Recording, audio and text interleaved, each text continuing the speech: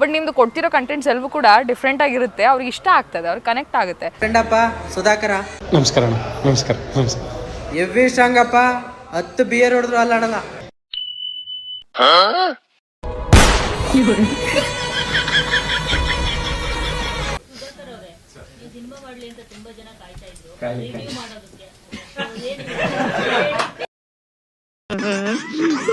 ಬಂದಂಗ ಆಗ್ತಾ ಇದೆ, ಬಿಟ್ಬಿಡ್ರಪ್ಪ ನಮ್ಮನ್ನ.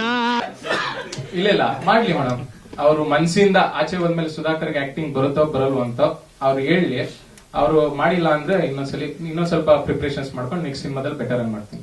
ನನ್ ಮೇಲೆ ಆಣೆ ಇಟ್ಟು ನಾನ್ ಮನ್ಸಿಂದ ಹೇಳಿ, ಅದು ಬೇಡ ಇವಾಗ ಅದ್ರ ಬಗ್ಗೆ ಮಾತಾಡಿ.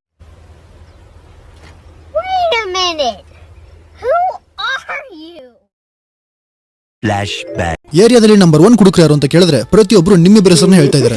ಇವಾಗ ನೀವು ಕುಡಿದು ತುಂಬಾ ಟೈಟ್ ಆದಾಗ ಏನ್ ಮಾಡ್ತೀರಾ ಸರ್? ನನ್ನ ಮಗ ಕುಡ್ದಾಗ ಸಮಾಜ ಸೇವೆ ಮಾಡ್ತಾನೆ. ಸಮಾಜ ಸೇವೆನಾ ಅಂದ್ರೆ ಯಾವ ತರ ಸರ್?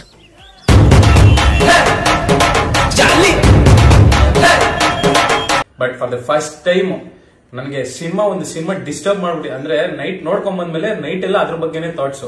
ಅಷ್ಟು ವರ್ಷ ಒಂದು ಸಿನಿಮಾ ಮಾಡಿದ್ದಾರೆ.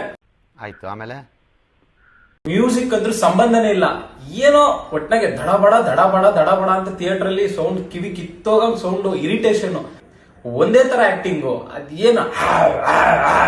ಏನದ ಆಕ್ಟಿಂಗ್ ನೋಡ್ತಾ ಇದ್ರೆ ಕೆಲವೊಂದು ಸೀನ್ಸ್ ಅಲ್ಲಿ ಆಡಿಯನ್ಸ್ ನಗ್ತಾ ಇದಾರೆ ನೋಡ್ಬಿಟ್ಟು. ಮೋಸ ಮಾಡಿ ಏನ್ ಪ್ರಯೋಜನ ಹೇಳಿ? ಸಿನಿಮಾ ಹೊರಗಡೆ ಲ್ಯಾಂಗ್ವೇಜ್ ಅಲ್ಲಿ ಸಿನಿಮಾ ಮಾನ ಮರ್ಯಾದೆ ತೆಗಿತಾ ಇದ್ದೀರಾ.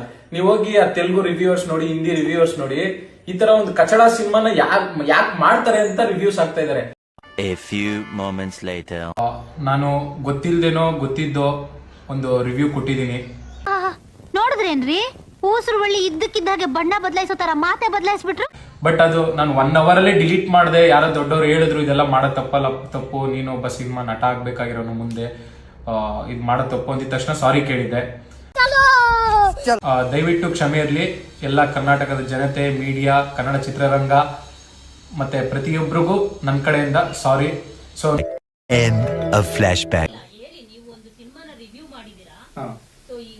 ಈ ಸಿನಿಮಾ ಮೇಡಮ್, ನಾನು ಇಂಡಿವಿಜುವಲ್ ಆಗಿ ನಿಮ್ ಜೊತೆ ಯಾವತ್ತಾದ್ರೂ ಇಂಟರ್ವ್ಯೂ ಮಾಡಿದಾಗ ಅದು ನನ್ನ ಪರ್ಸನಲ್ ಥಿಂಗ್. ನಾನು ಇಂಡಿವಿಜುವಲ್ ಆಗಿ ಮಾಡಿರೋದು.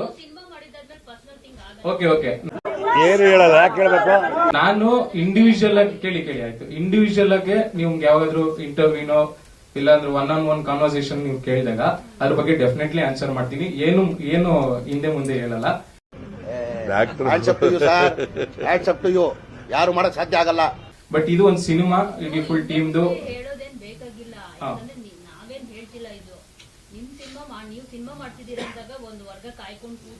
Congratulation brother.